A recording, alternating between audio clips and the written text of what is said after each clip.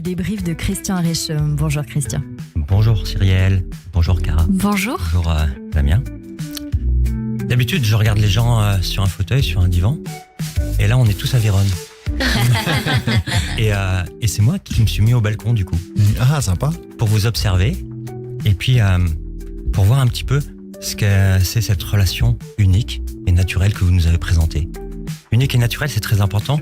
Et Cyrielle m'a volé un mot. Elle a parlé d'alchimie.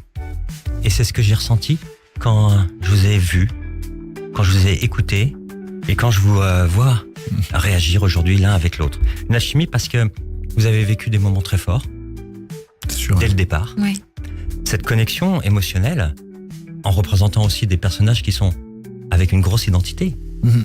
Ça veut dire que quand on est très jeune, quand on représente Roméo et Juliette, avec ses 16 et 18 ans, c'est quand même quelque chose d'important sur les épaules. Et donc Bien on est sûr. obligé d'être dans cette synchronisation, l'un avec l'autre. Mhm. Et je vais y revenir. Et donc ça fait écho à votre histoire personnelle, et puis il y a eu toute cette alchimie qui a fonctionné à travers les lieux, à travers le temps, parce que vous êtes resté en tournée énormément de temps, un peu déconnecté du monde, mais connecté à vous-même. Et puis, cette magie s'est retrouvée. S'est retrouvée là, depuis quelques années, 20 ans après, dans la même chose. Alors j'avais une petite question. Pour le choix, est-ce que c'est Cupidon qui a fait le casting ? Ah, je sais pas, mais il était fort. Hein. Mais, C'est pas impossible, hein. Hein, c'est pas impossible. Mais c'est vrai, ouais, ça a été quand on a repris nos deux rôles tous les ensemble. C'était En 2023. C'était en 2023. On l'avait pas refait tous les deux depuis 20 ans. Et c'est comme si on s'était jamais quittés. C'était fou. Ouais. Et c'est exactement le deuxième point que je voulais voir avec vous. Parler de complicité.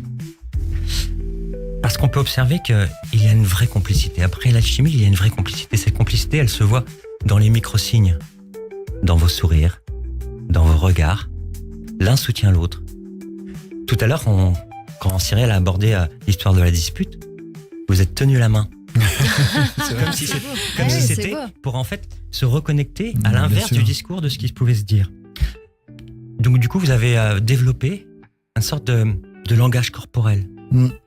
Souvent, C'est vrai. quand elle parle, vous la regardez. Bien sûr, toujours. Et quand l'un parle, il parle à l'autre. Mm. Hein, on t'en veut pas, Cyrielle, mais il communique. Ah non, entre eux. mais moi, ça m'a fait très plaisir, au contraire. Et donc, il y a un développement du langage non corporel, et ce qui vous permet de vous adapter l'un à l'autre. Comme sur scène, Mm. quand vous êtes en train de chanter, en train de danser, en train de participer à ce spectacle. Donc, cette approbation, on voit qu'il y a de la compassion, comme vous l'avez indiqué dans les mots que Cyrielle vous a demandé, de la bienveillance, de l'un envers l'autre. Cet ajustement, et puis une polarité. Ça veut dire que nous sommes partie d'un ensemble et chacun a sa part, et chacun contribue à l'ensemble. Alors j'avais une petite question, c'est si Shakespeare avait écrit la scène pour vous. Peut-être.